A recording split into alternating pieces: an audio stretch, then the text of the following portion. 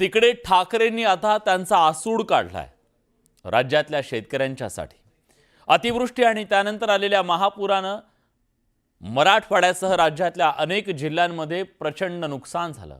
सरकारनं शेतकऱ्यांना जाहीर केलेली मदत पुरेशी नसल्याचं म्हणत उद्धव ठाकरेंनी छत्रपती संभाजीनगरमध्ये हंबरडा मोर्चा काढला। यावेळी बोलताना उद्धव ठाकरेंनी सत्ताधाऱ्यांवर टीकेचे आसूड ओढले, तर शेतकरी मदतीच्या मुद्द्यावरून ठाकरेंनी केलेल्या टीकेला सत्ताधाऱ्यांनीही मग जोरदार प्रत्युत्तर दिलं। उद्धव ठाकरेंचा सरकारवर आसूड। कर्जमुक्ती पूरग्रस्तांच्या मदतीसाठी सेनेचा एल्गार।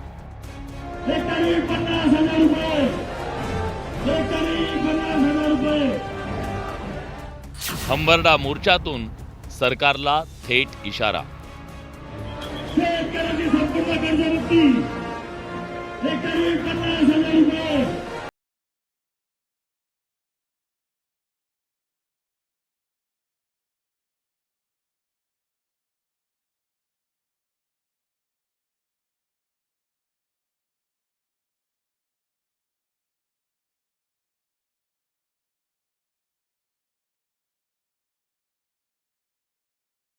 उद्धव ठाकरेंनी राज्य सरकारवर जोरदार शाब्दिक आसूड ओढले।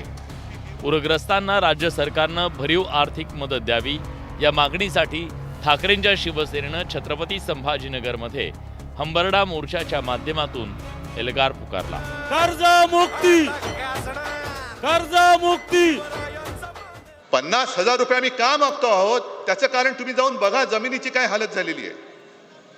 पण एका अटीवरती मी समर्थन करायला तयार आहे, कारण मुख्यमंत्री जे बोललेत की खरडून गेलेल्या जमिनीला पर हेक्टरी आम्ही मनरेगातनं किती देणार, 3 लाख 3.5 लाख। मग मी मुख्यमंत्र्यांना तुमच्या वतीने आव्हान देतो आहे की दिवाळीपूर्वी त्या 3 लाखातले 1 लाख माझ्या शेतकऱ्याच्या खात्यात टाकाच। आहे बरोबर आहे माझं म्हणणं?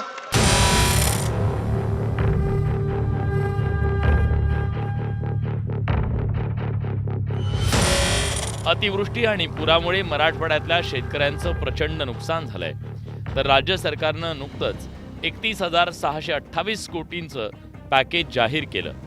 पण ही आर्थिक मदत पुरेशी नसल्याचं सांगत उद्धव ठाकरेंनी राज्य सरकारच्या पॅकेजची खिल्ली उडवली।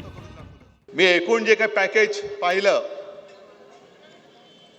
अनेकांना असं वाटतं, सगळ्यांना असं वाटलं अरे 31,000 कोटी सगळ्यात मोठं पॅकेज नाही। इतिहासातली सगळ्यात मोठी थाप मारलेली आहे सरकारने। आजपर्यंत एवढी मोठी थाप कोणत्याही सरकारने मारली नव्हती। ती इतिहासातली पहिली मोठी थाप या देवेंद्र फडणवीसांच्या सरकारने मारलेली आहे। सगळ्यात मोठं पॅकेज नाही, इतिहासातली सगळ्यात मोठी थाप मारलेली आहे सरकारने। आजपर्यंत एवढी मोठी थाप कोणत्याही सरकारने मारली नव्हती। ती इतिहासातली पहिली मोठी थाप या देवेंद्र फडणवीसांच्या सरकारने मारलेली आहे। उद्धव ठाकरेंनी शेतकऱ्यांच्या कर्जमाफीचा मुद्दा लावून धरला, तर सत्ताधाऱ्यांनी याच मुद्द्यावरून ठाकरेंची कोंडी करण्याचा प्रयत्न केला। ज्यावेळी त्यांच्या काळामध्ये अशी नुकसान झालं होतं त्यावेळी त्यांनी नेमके किती पैसे दिले हे जर आपण बघितलं तर त्यांना असा मोर्चा काढण्याचा अधिकार आहे का हे आपल्या लक्षात येईल। तथापि ठीक आहे, त्यांनाही कुठेतरी आपल्या पक्षाला जिवंत ठेवायचं आहे, त्यामुळे ते प्रयत्न करतायत। अनेकांनी मला सांगितलं की उद्धवजी तुम्ही मुख्यमंत्री होता तेव्हा कर्ज माफ केलेलं, तुम्ही परत मुख्यमंत्री व्हा। म्हटलं बाबा तुझे आशीर्वाद पुरेसे आहेत, मला मुख्यमंत्री पदाची स्वप्न पडत नाहीत, कारण तशी जर पडत असती तर मी मुख्यमंत्री झाल्यानंतर योग्य वेळेची वाट नसती पाहिली, पंचांग काढून बसलो नसतो, माझ्या पहिल्या अधिवेशनात मी कर्जमुक्ती केली नसती। शेतकऱ्यांच्या प्रश्नावरून आजी माजी मुख्यमंत्र्यांमधले हे शाब्दिक युद्ध थेट आरशापर्यंत जाऊन पोहोचलंय। उद्धव ठाकरेंनी एकदा आरशात बघितलं तर अशा प्रकारचे मोर्चे ते काढणार नाहीत। यापूर्वी सांगितलं, उद्धव ठाकरेंनी ज्या घोषणा केल्या त्यांनी 20,000 कोटी रुपयाची कर्जमाफी केली, त्याच्या 3 वर्ष आधी आम्ही 20,000 कोटी रुपयाची कर्जमाफी केली, त्यामुळे त्यांनी काही फार मोठं केलं असं नाही। मी आरशात बघतो, पण तुम्ही शेतकऱ्याकडे तरी बघा, शेतकऱ्याकडे बघा ना। तुम्हीच जे सांगताय की मी हे मान्य करतो की आतापर्यंत कधी नव्हतं आलं एवढं भीषण संकट आहे। देवेंद्र फडणवीसांनी कशात पाहायचा त्यांचा प्रश्न आहे. या वादात उपमुख्यमंत्री एकनाथ शिंदेनी उडी घेतली नसती तरच नवल. कारण हंबरडा मोर्चात उद्धव ठाकरेंनी मुख्यमंत्र्यांसोबत दोन्ही उपमुख्यमंत्र्यांवरही टीकास्त्र डागलं. हंबरडा मोर्चा नाहीये, हा इशारा मोर्चा आहे. सरकारला आम्ही इशारा देतो आहोत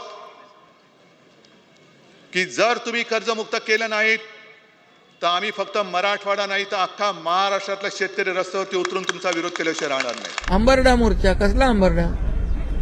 जे उंबरटाही न ओलांडणारे आता हंबरडा फोडायला लागलेत. सत्ता गेली तेव्हा हंबरडा फोडला, खुर्ची गेली तेव्हा हंबरडा फोडला. आणि आता देखील मी आपल्याला सांगतो, हे पुतना मावशीचं प्रेम आहे. हे निव्वळ शेतकऱ्यांच्या नावावर केलेलं राजकारण आहे. राज्य सरकारनं पूरग्रस्तांसाठी जाहीर केलेल्या आर्थिक पॅकेजवरून राजकीय वातावरण तापलंय. आगामी काळात हा वाद आणखी चिघळण्याची शक्यता आहे.